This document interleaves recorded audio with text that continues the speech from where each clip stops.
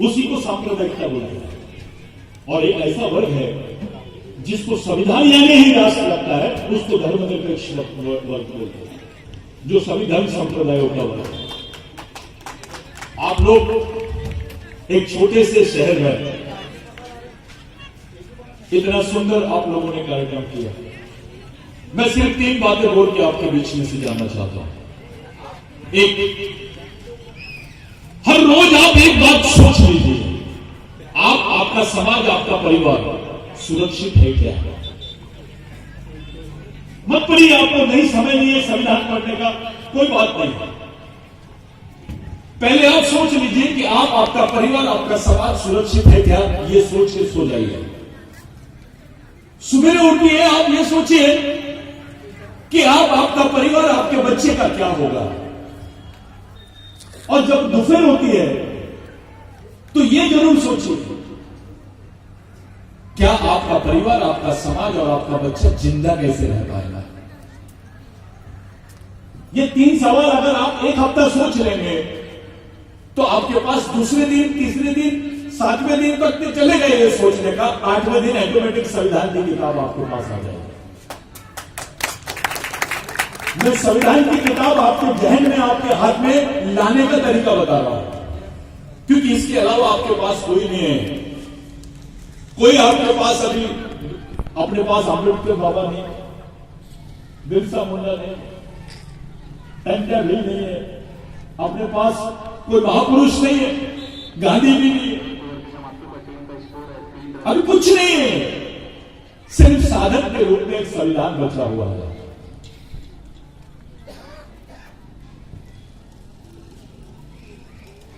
ये बुनियादी बात आप लोगों को सोचना है।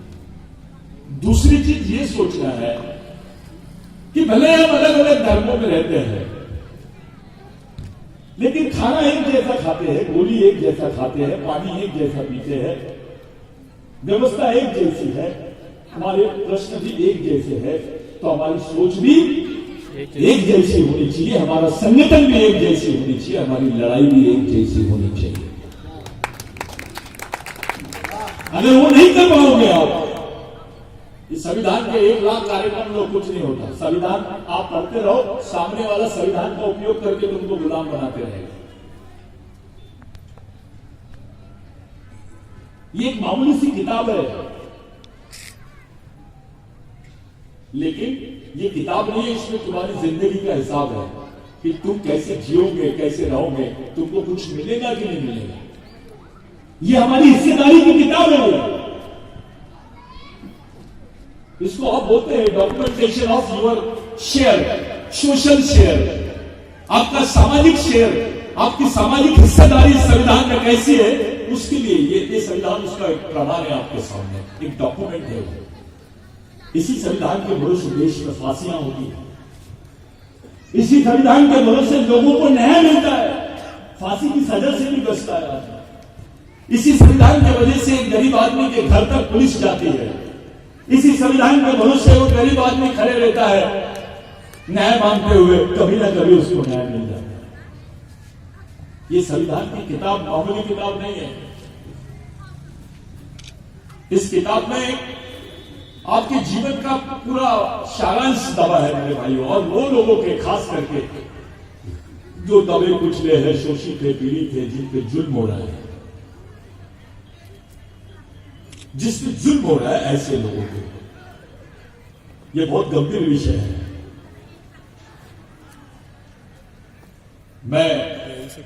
मुझे याद है, मैंने एक ऐसी मीटिंग भी, ऐसी जगह भी गया, मैं जब तमिलनाडु में गया था, तो संविधान की हम लोग आर्टिकल बना के 14 अप्रैल को बांट रहे थे।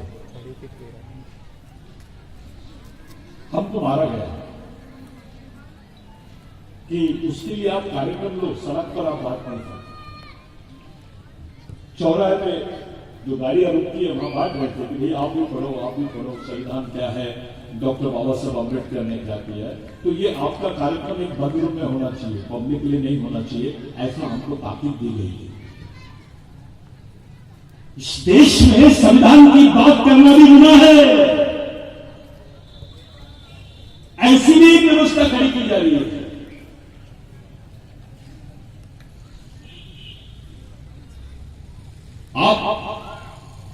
इस देश के प्रधानमंत्री को गाली दे सकते हो, क्योंकि आपकी वो व्यक्तिगत स्वतंत्रता है और उसका प्रावधान संविधान में है। आप अपने मन की बात रख सकते हो, आप अपनी बात को कहीं भी बोल सकते हो, अपने विचारों का तुम प्रदर्शन कर सकते हो, वो भी प्रावधान है। लेकिन उसको संविधान चलाना और संविधान को चलने नहीं देना, ये दोनों प्रक्रिया साथ में चल रही है। इस षड्यंत्र को आपको समझना पड़ेगा। अगर इस षड्यंत्र को हम लोग नहीं समझेंगे तो कोई मतलब नहीं, केवल हम इस पर चर्चा ही करेंगे। संविधान के पीछे का जो पॉलिटिक्स है, उसके पीछे की जो रणनीति है षड्यंत्रकारों की, उसको खत्म करने की, उसको समझना बहुत अत्यंत आवश्यक है। और इसी तरीके की मीटिंग होते रहना चाहिए। सर्वधर्म समभाव, सभी धर्म जाति के लोग होना चाहिए, उसके पास में चर्चा होनी चाहिए और एक निष्पक्ष चर्चा होनी चाहिए, जिसके माध्यम से उसको भी रास्ता निकले। मैं दो बातों का समर्थक हूं। एक, जो सही में लड़ना चाहता है और जिसकी सोच में संघर्ष नाम की चीज होती है, एक ऐसे आदमी का मैं समर्थक हूं। और दूसरा, जो सही में एक जगह आना चाहता है, जिसकी सोच में कोई भी भेदभाव नहीं मिलता है, निष्पक्ष खुली सोच, ऐसे व्यक्ति को मैं बहुत ज्यादा पसंद करता हूं। और ऐसे ही व्यक्ति जो सामाजिक समझदारी रखते हैं और सामाजिक ईमानदारी भी रखते हैं, ऐसे ही लोग इस आंदोलन को चला सकते हैं। संविधान यह राष्ट्रीय सब्जेक्ट नहीं है। अगर ये राष्ट्रीय सब्जेक्ट होता तो पहली कक्षा से लेकर 10वीं कक्षा तक आपको समझाया जाता। अगर ये राष्ट्रीय सब्जेक्ट होता तो इस देश के आखिरी आदमी तक के जो बीपीएल का कार्ड है, राशन के कार्ड के साथ में संविधान की किताब दी जाती है। अगर ये राष्ट्रीय सब्जेक्ट होता, इसको राष्ट्रीय सब्जेक्ट नहीं बनने दिया गया। क्यों नहीं बनाया जा रहा है, उसका एक मामला है। करोड़ों की संख्या में लोग खड़े होंगे और अपने संवैधानिक अधिकारों की बात करेंगे। उठाओ, ये डॉक्यूमेंट ऑफ सोशल रिवोल्यूशन है। डॉक्टर बाबा साहब आंबेडकर ने इसको सामाजिक क्रांति का दस्तावेज बोला। ये डॉक्यूमेंट ऑफ इक्वलिटी है। डॉक्टर बाबा साहब आंबेडकर ने इसको सामाजिक दस्तावेज, समानता का दस्तावेज बोला। ये डॉक्यूमेंट ऑफ फेटर्निटी है। डॉक्टर बाबा साहब आंबेडकर ने इसको सार्वभौमता का डॉक्यूमेंट बोला। ये मामूली चीज नहीं है। आप पैदा होते हो, उसके बाद कब्र में भी जाते हो तो संविधान काम करता है, उसका भी प्रावधान है। एक आदमी को आप सड़क पे गाड़ नहीं सकते, आज उसको दफन नहीं कर सकते चौक पर, उसकी भी आपको परमिशन लेना पड़ता है। उसके व्यवस्थित कब्रिस्तान में आपको ले जाके गाड़ना पड़ता है। तो कानून जो है उसकी शुरुआत पैदा होने से बाद तक के आपको ये करते हैं। वो एनआरसी वगैरह का जादू अभी शुरू होने वाला है फिर से। अभी आपकी कास्ट सर्टिफिकेट, आपकी लिविंग सर्टिफिकेट, आपकी बर्थ सर्टिफिकेट, आपकी डेथ सर्टिफिकेट, ये सब चीजें आपको मांगने वाले हैं। अभी एक देश है, मैं नाम नहीं लेना चाहता उसका, वहां तो आदमी जीते जी अपनी डेथ सर्टिफिकेट देने की बात कर रहे हैं। ऐसे भी आंदोलन चल रहे हैं। आज के विशिष्ट दिन अपनी सोच को लेकर, अपने जीवन को लेकर, अपने सामाजिक जीवन को लेकर अगर आप सही में गंभीर हो तो ये चीज ही आपके पास एक पर्याय है, बाकी कुछ नहीं है। आपका पति साथ नहीं देगा आपको, आपका पति को पत्नी साथ नहीं देंगी। अगर वो जेल में है उसको कानून साथ देता है, उसको संविधान साथ देता है। इतनी बड़ी भूमिका है इसकी, व्यक्तिगत जीवन से लेकर सामाजिक जीवन तक संविधान काम करते रहता है। वो डॉक्यूमेंट डॉक्टर बाबा साहब अम्बेडकर के हाथ से लिखा गया, उसमें और भी गणमान्य लोग थे। एक नाम और था जिसका उल्लेख मैं करना चाहता हूं। डॉक्टर बाबा साहब अम्बेडकर का संविधान सभा में अगर किसी ने सबसे ज्यादा साथ दिया, उनका नाम है जयपाल मुंडा, जो बिरसा मुंडा के अनुयायी थे।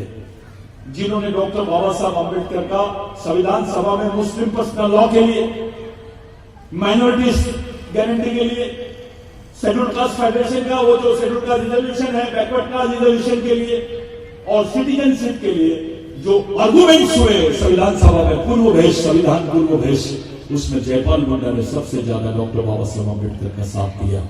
मैं इसलिए उल्लेख कर रहा हूं कि संविधान बनाना और संविधान की जो प्रक्रिया है, इसमें किस किस का रोल कहां से दिखाई दे रहा है, ये हमको सोचना पड़ेगा। ये एक सामाजिक दस्तावेज है, इसको पढ़ो और इसका अगर सरकार प्रचार नहीं करे तो कम से कम इसको देखने की आप कृपा करें। आप मंदिरों में पाठ होता है, मस्जिदों में बहुत सारी चीजें चलती है, ये चलने दो, लेकिन इसका सार्वजनिक रूप से पठन कार्यक्रम ये चलना चाहिए। साहब ने शुरू किया, धनीराम साहब ने, कि भाई संविधान सभा का आप लोग नहीं करेंगे, लेकिन मैं बोल रहा हूं इसको 12 महीने ये कार्यक्रम चालू करने का अपने को 24 आवर्स, कि एक बच्चे को 10वीं क्लास के बच्चे को जैसे कंप्यूटर समझ रहा है, वो 10वीं क्लास के बच्चे को संविधान पूरा पाठ हो जाना चाहिए, उसको याद हो जाना चाहिए, उसको पठन हो जाना चाहिए, तब जाके बात बनेगी, क्योंकि वो 18 साल के उम्र में वोट देने जाएगा।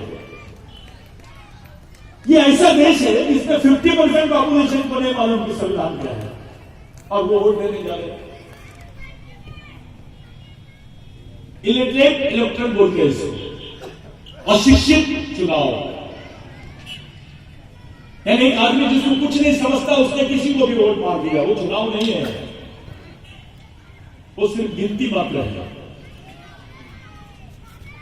मैं वो बच्चों को, जो लोग पीछे खड़े थे स्टेज के, आ जाओ बेटा इधर, उनका अवार्ड सेरेमनी होना चाहिए, सबसे पहले उनको बुलाओ, उनको नाराज मत करो, तुम आ जाओ इधर, आओ जल्दी आओ।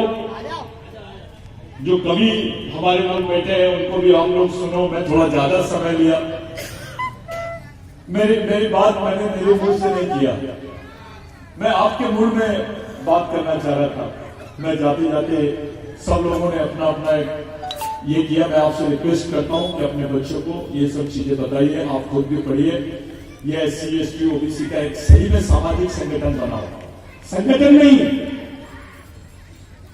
तौफीक भाई, संगठन नहीं, सामाजिक संगठन। ये भारतीय 85 वगैरह के फॉर्मूले से मैं राजी नहीं हूं। SC ST OBC का, माइनॉरिटी का सामाजिक संगठन बनना चाहिए, संगठन नहीं बनना चाहिए। सामाजिक संगठन इसलिए बनना चाहिए क्योंकि इनकी धर्म बड़े अलग है, इनकी संस्कृति एक ही है और इनका वंश भी एक है, करके इनका सामाजिक संगठन बनने की संभावनाओं को खड़ी करके ये बेस है। मैं आप लोगों से एक बात बोल रहा हूं कि आप लोग, ये जो आदिवासियों के खिलाफ में एक आंदोलन चल रहा है वनवासी का, ये वनवासी के आंदोलन का केवल आदिवासी ने नहीं, आप SC ST OBC Muslim Christian सब लोगों ने विरोध करना चाहिए, क्योंकि आदिवासी के आप वंशज हो, आदिवासी है तो ही आप बोल सकते हो कि हम देश के मालिक हैं, क्योंकि आप उसके वंशज हो। जिस दिन आदिवासी वनवासी हो जाएगा, यहाँ का SC OBC माइनॉरिटी स्वर्गवासी हो जाएगा। इसलिए ये याद रखना पड़ेगा अपने को कि ये जो मूवमेंट चल रही है, देश के मालिक को ही खत्म कर दो, तुम्हारा आखिरी जो अवशेष है, जो एविडेंस है, उसी को खत्म कर दो, और देश का साधवारा जो है, देश की जो जमीन का साधवारा है, वो अपने नाम से कर लो, ये गलत है। याद रखना, भारत ये सांस्कृतिक राष्ट्र है, था और रहेगा, ये धार्मिक राष्ट्र नहीं था। मोहनजोदारो हड़प्पा में कोई धार्मिक अवशेष नहीं मिले, वहां सांस्कृतिक अवशेष मिले हैं। ये देश सांस्कृतिक देश है, धार्मिक देश नहीं है। मैं जाते जाते सब लोगों ने अपना एक शेर बोला, मेरे को एक शेर याद आ गया तौफीक भाई, कि अपने चेहरे से जो जाहिर है वो छुपाए कैसे, और हम तेरी मर्जी के मुताबिक नजर आए कैसे। घर सजाने का तस्वुर तो बहुत बात का है, घर सजाने का तस्वुर तो बहुत बात का है, पहले तय हो इस घर को बचाने के। क्या बात। जय मिर्जा, जय संविधान, जय भारत।